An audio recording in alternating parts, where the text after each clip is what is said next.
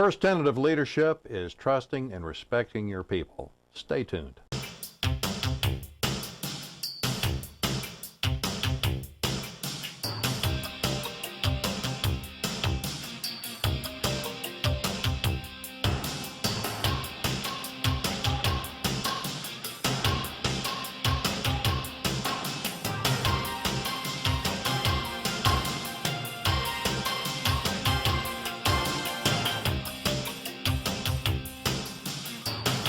Hi, this is Andy McCaskey from STR News and introducing the host of the show, Larry Pendergrass. Hello. Hey, Larry. Wow, we've got a lot of things to begin to cover and talking about this first, probably I understand the most important of the tenets of leadership. Absolutely. Yes, this is the first tenet. Respecting people and trusting them to do a good job is a foundation for all of the others that we'll talk about. Respecting people and trusting them to do a good job, this is a tenet that's either believed or not believed. This is based on my history throughout my career. I believe very strongly that this validates people's self-image and what they're capable of doing, and believing in them will produce stronger results for your business. So aren't there some folks that might tend to take advantage of this situation and of your good nature? Well, maybe the best way to talk about this is the way that Douglas McGregor described Theory X and Theory Y back in the 60s. He was from the MIT Sloan School of Management, and those two theories, Theory X and Theory Y, are worth spending a little time on.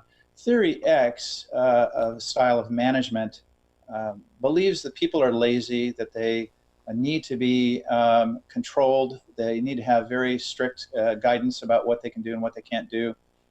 Managers tend to focus on coercion and punishments in that case for Theory X. Theory Y is a style of management or theory of management where you assume that people want to do a good job, that they are ambitious, and that if you produce the right environment, people will rise to that occasion and surprise you with great solutions and increased productivity. Personally, I believe very strongly in Theory Y that I've seen from the boardrooms to the assemblers on the product lines, that people want to do a good job, and we can spoil that environment. We can spoil that by producing a wrong environment and produce cynical people and people who are feeling unempowered. So it's up to us as managers to produce the right environment so people can succeed. People who have believed in Theory X that management style has been largely discredited over time. You know, there are still some very famous people that were basically they were jerks, but they still got results and are revered for it. Yeah, that's true, and it's true that actually being a jerk at certain times does produce some results. And in fact, depending on the stakes and the sense of urgency, there may be multiple tools that you need to pull out of your toolkit. But those who tend to be to rule by command and control and believe and disrespect people may get results out of fear for a short period of time, but the likelihood of them actually getting results in a long period of time, over a long period of time, are fairly small. And in fact, I should say that some of the individuals that we're talking about, I've heard it said that gee, maybe they're technical people and techies really like to work with people who are jerks. That's really absolutely wrong. Well, I think a lot of this goes back to another element of traditional management theory that is kind of the hierarchy of needs that people have. Correct, that's right. Maslow's pyramid or hierarchy of needs does describe, I think in a fairly nice way, a sequence of events that have to occur before you'll really realize the best out of people, from people. So on the base of that pyramid is general physiology. People have to have the right food and water and shelter. The physiology has to be taken care of. And as you climb that pyramid, you go through safety and belonging and a sense of self and self-esteem and public esteem, up to a sense of self-actualization.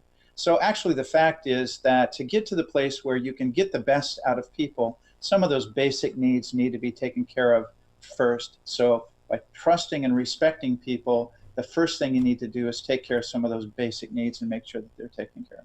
Yeah. Well, I love this next slide that you have coming up, really taking the long view. Why is that important? That's right. That's taking the long view. What you're really doing as a manager, if you're trying to build a business that'll be useful for the long term, as opposed to responding to an emergency condition of some sort, what you'd like to be able to do is to develop people, help them to believe in themselves, and pull the best out of them. And if you act like that disrespecting jerk, you may get results in the short term, but you will destroy the long term. Keeping the long view in mind will drive the thinking manager toward theory X, towards theory Y, the belief that people are ambitious and want to do a good job. Yeah.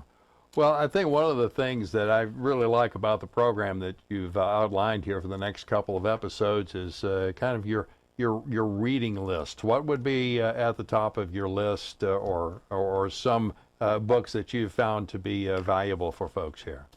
Well, there are plenty of great books on management and leadership, and I would certainly encourage you to explore many of those. And we'll talk about some of those in this program. One of the ones I found recently I thought was really quite good was called "Real Leaders Don't Boss." This one's from Rich Ike, and I really enjoyed this particular book. For those of you that are looking for something that's relatively short and a nice read and very focused on this particular topic, this is one that I could highly recommend. Okay, well, I saw that the favorite of parents and grandparents everywhere, the Berenstain Bears, was one of your references as well.